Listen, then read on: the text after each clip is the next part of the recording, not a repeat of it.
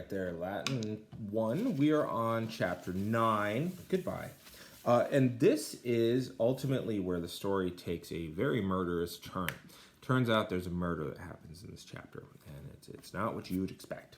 So let's go over the glossary first. There are a lot of words in this glossary, and I know that it's 21 lines. It seems like a lot, but most of it's, again, dialogue. So, yeah. All right, so the first one, sua. Sua. Now, this is an ablative singular feminine of suus aun, suus sua, which means his or her own, which means that it's an adjective that is possessive. It's an adjective that shows you whose this is. You know, whose pen is this? Oh, this is his pen. That kind of thing, okay? So, sua. Nemo. Nemo. Now, Nemo means no one or nobody, which means Finding Nemo means finding nobody. This is how it goes. That's just one of them words. That means it's kind of a sad thing of the cartoon if you think about it, because Nemo is the only one left. So literally there was no one left. Nuli. Nuli.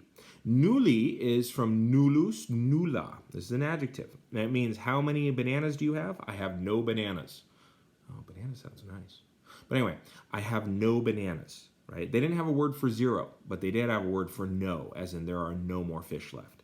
So nulli, you can tell, is masculine plural. Nulli, it's where we get nullify. Janitor. This is janitor, janitoris, masculine. It's where we get the word janitor from, and it is doorkeeper. It's literally a person. In Rome, it was a slave who did it, but in later times, it would just be a person, and it was their job to sleep there. They had a little apartment there right next to the gate, and they would be the one who would wake up and let people in at night and stuff like that. It was their job to keep it clean. That's where we get the idea. But it's more important that it was their job to keep everything safe by guarding the door. Okay, so a doorkeeper is supposed to keep it safe. So clean up your garbage. But yeah, janitor is where you get that from. Ad Yanuam. Okay, so Yanuam is accusative because ad takes the accusative. It's not a sid space. So ad Yanum, at the door, right? So Yanua, Yanuai. Now this is feminine. It means door. Okay, it's not a gate, it's a door. So a doorkeeper, the Janitor, is the one who guards the Yanua. So Yanua is where we get the word January, because it's the doorway to the new year. It's named after the god Janus, the god of doorways. Takite. Takite.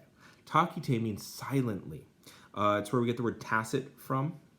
This is an adverb, which is funny because a little bit later down you're going to see another word that is the verb of it. Temptat. Temptat. This is tempto, temptare. This is to try, to attempt something. Or to tempt someone.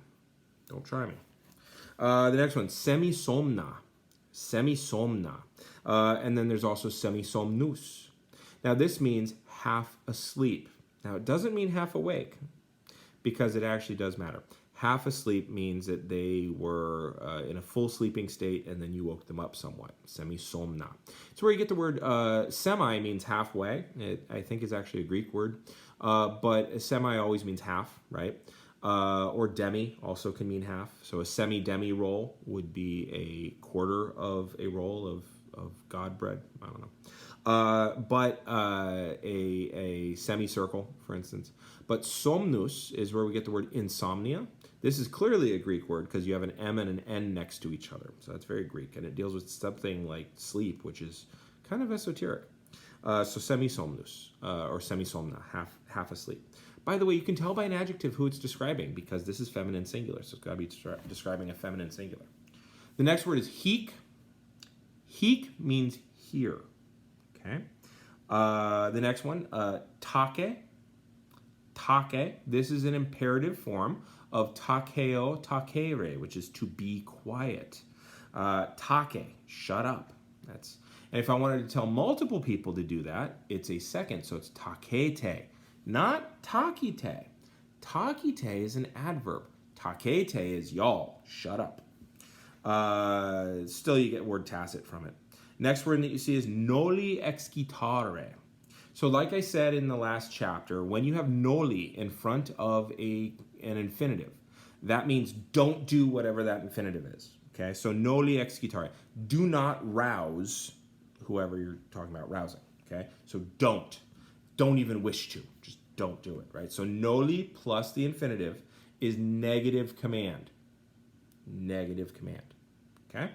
All right, we've got more to go, but we're coming up on the 5.5 minute mark, so I'm going to hit the button.